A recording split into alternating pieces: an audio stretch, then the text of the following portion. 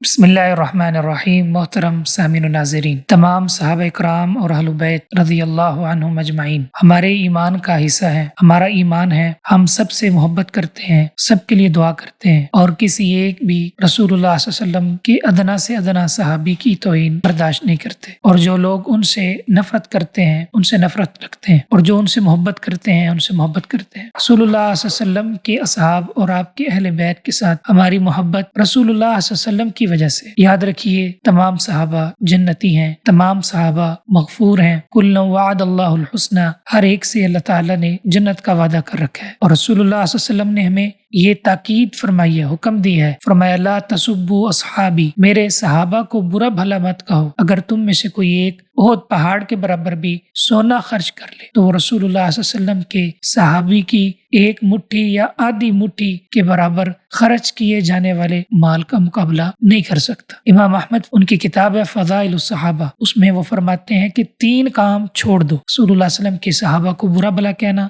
نجومیوں کی تصدیق کرنا، اور اس کے ساتھ ساتھ تقدیر کا انکار کرنا، ان 3 کاموں کو چھوڑ دیں۔ صحابہ سے محبت کریں، اہل بیت سے محبت کریں، اور اللہ رب العزت سے ہمیشہ خیر کا سوال کریں۔